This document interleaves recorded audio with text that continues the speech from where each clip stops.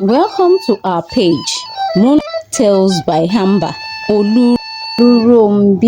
This is a tale from the Yoruba tradition. In the rich land of Yoruba Kingdom is the tale of Oluronbi. It is a narrative of promises, sacrifice, and faith. Oluronbi is a known cloth merchant in our village, and she is known not only for her beautiful and distinct fabrics, but also for her sorrow of being unable to give birth to a child. Despite her success and her love for her community, the void lingered in her heart as she was childless. She desired for a child so much, and this became her only want, overshadowing her prosperous life. After many years of fruitless hopes and treatment from local healers, Oluronbi decided to seek the aid of higher mystical powers. She decided to approach the mystic home of Iyamapo, the river goddess. The river goddess is known for her ability to grant the deepest desires of the human heart, but often at a very big price. Oluronbi went to the river bank. Standing there, where ancient trees bear her witness, Oluronbi made a plea. As the air thickened as she spoke, her voice a mix of desperation and determination. She shouted, "Great Iyamapo, goddess of the river, if you bless me with a child, I vow to return the child to you as a token of my eternal gratitude." The goddess, moved by Oluronbi's plea and the sincerity in her heart, granted her wish. Not long after that, Oluronbi gave birth to a beautiful baby girl. She named her Aponbekpore, meaning full of beauty and grace. Aponbekpore grew to be a child of exceptional beauty and intelligence. One day, the river goddess visited Oluronbi and reminded her of a promise that she made to her. The god of the river, Iyamapo's voice echoed through a gentle yet firm reminder of the promise made years ago. Oluronbi, gripped by the terror of losing her beloved daughter, she sought to break the vow. She reasoned, pleaded, and bargained with the goddess, but the divine being was unyielding. The village elders intervened, seeking to mediate between the goddess and the living. But the words of the goddess were very clear. The goddess said, "A promise made in desperation cannot be undone in convenience."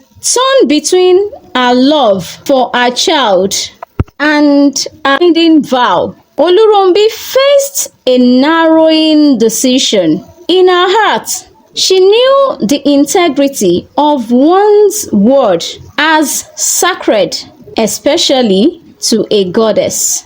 Meanwhile, Aponbekpore, aware of her faith, exhibited maturity beyond her years. She consoled her mother, accepting her destiny with brave face, showing a depth of courage that brought tears to the eyes of all who knew her story. As the day approached for Aponbekpore to fulfill the vow her mother had made, the village was all in a very sober mood.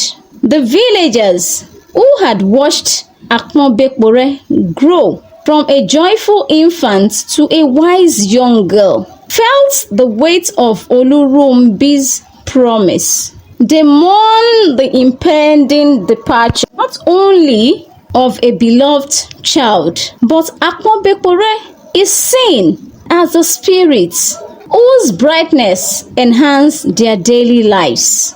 Oluronbi, tormented by grief and guilt, sought out every possible means to alter her daughter's faith. She consulted more diviners, offered sacrifices, and prayed for intervention. Yet the river goddess remained unchanged.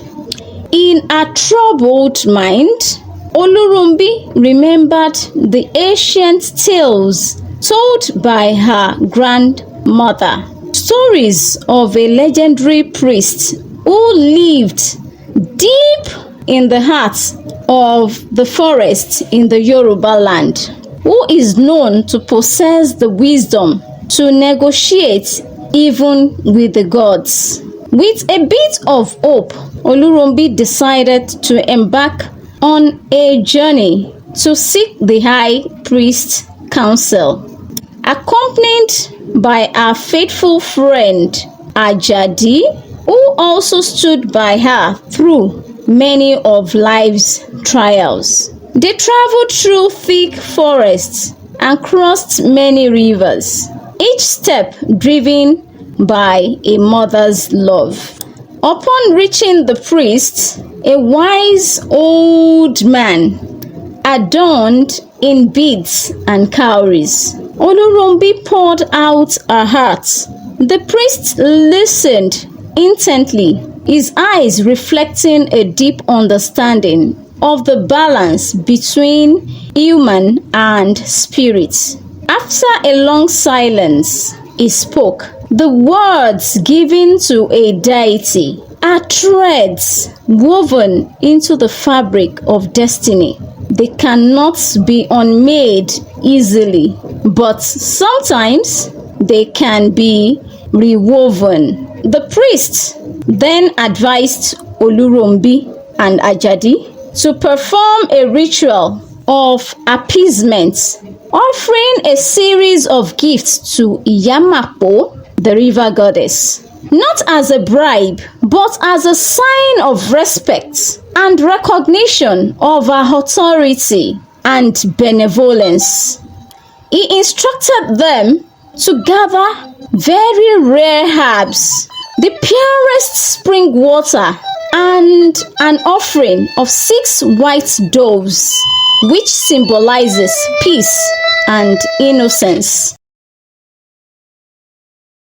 Returning to the village, Oluronbi organized the villagers to help collect the necessary items. The entire village came together, each person contributing according to their ability. They united in their desire to aid Oluronbi and Akpobekpore. The night before they were to present these offerings to the river goddess, the village held a ceremony filled with music. They danced and they held prayers, celebrating the life of Akpobekpore and their communal hope for a continued presence amongst them.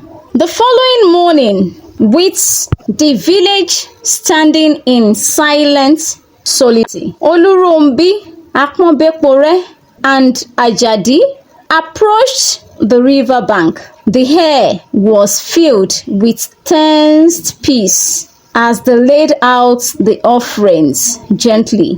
Akpobekpore, dressed in white, her face very serene, stood by her mother, her bravery igniting a flame of admiration in every heart.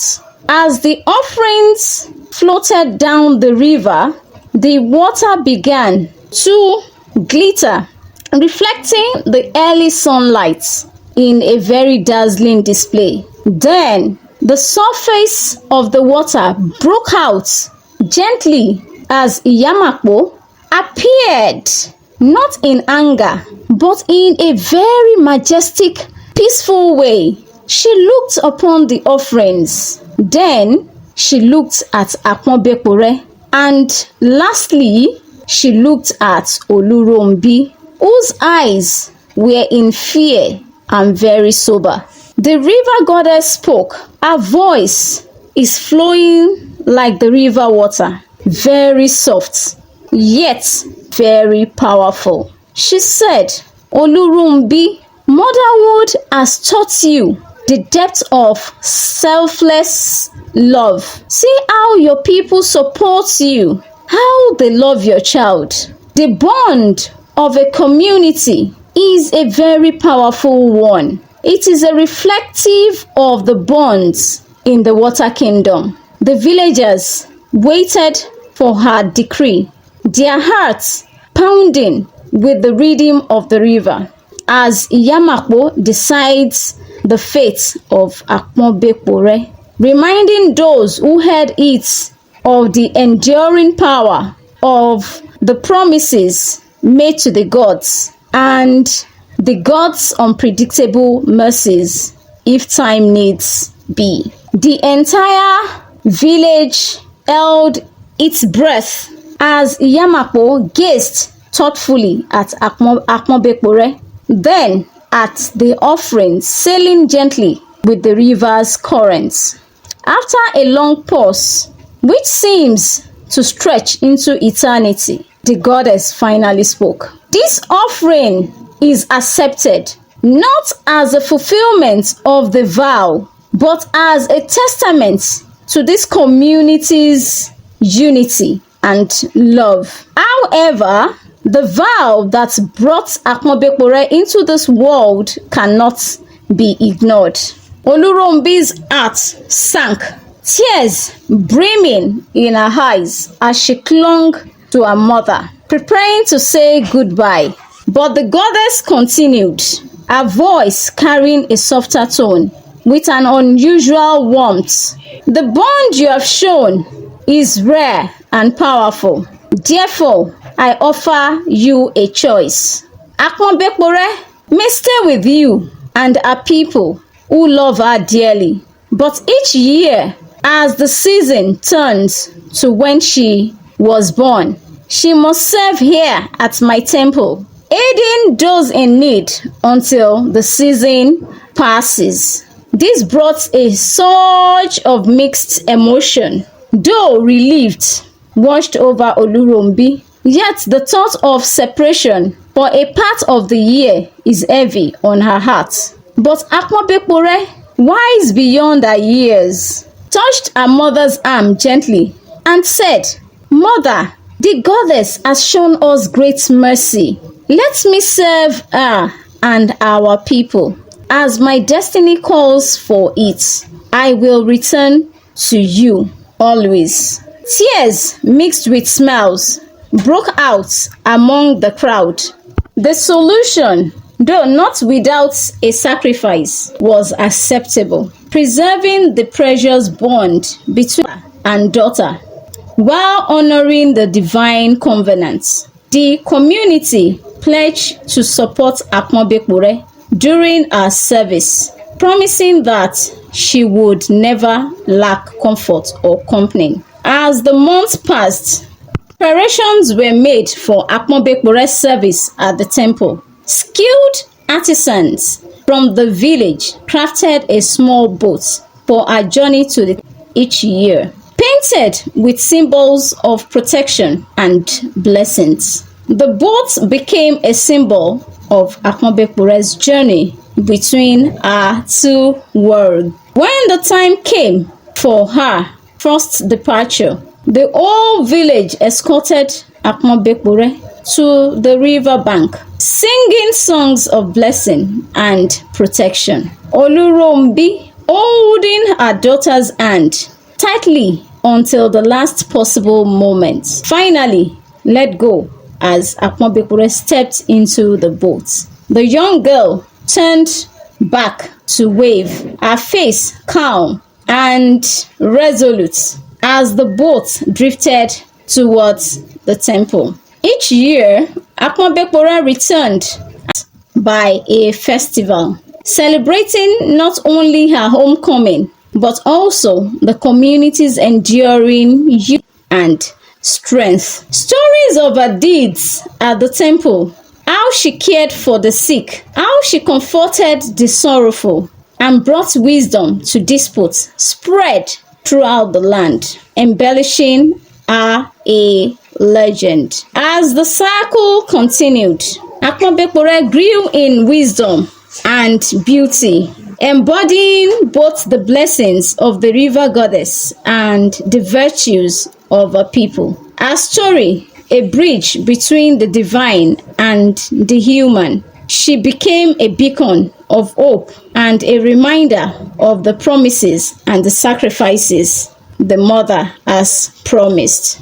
Years passed, and Aponbekpore grew into a woman revered not just for her dedication to the goddess, but for her wisdom and compassion, which radiated like the warm sun over the village. Her period of service at the temple became a time of healing and spiritual renewal for many, and her returns were always a cause of joy and celebration in the village. Oluronbi, now an elder, respected by all, watched her daughter with pride, grateful for the unique life she has led, a life that was a gift from the goddess, a life that is tempered by sacrifice, but enriched with purpose. She often sat by the riverside, reflecting on the journey that had brought them to this peace and understanding. Her heart, once torn by fear and regret, now swell with gratitude and love for the divine forces that had shaped their destinies. As Aponbekpore matured, she took on greater responsibilities, eventually overseeing the temple's operations. Her connections with the river goddess deepens, and she became a living symbol of the covenant between the spirit world and her people. Her life was a testament to the belief and her faith. She accompanied by genuine actions and pure intentions, and she believes this can alter their faith. Over years, Oluronbi passed away peacefully, surrounded by her community, with Aponbekpore holding her hand. Her last words were ones of thanks to Iyamapo, the river goddess, for the gift of her daughter and for the life lessons her divine intervention had taught her. The village mourned Oluronbi, but they also celebrated her life, which had been woven with the history of their culture and spirituality. Aponbekpore continued her work, inspired by her mother's memory and guided by the wisdom of the goddess. She eventually trained a successor, a young girl who had shown the same spark of divine blessings she once had, ensuring that the bond between the village and the temple remained strong. The story of Oluronbi and Aponbekpore is rich with the themes of sacrifice, love, and destiny, which has become a timeless legacy within the Yoruba culture. It was told and retold, each generation adding its own reflections, but always keeping the essence of the story alive. That promises, especially those made to the divine, carry so much weight that echoes through generations, shaping lives in ways that blend the earthly with the divine. Thank you for watching. Kindly subscribe to our channel and press the like button. Thank you.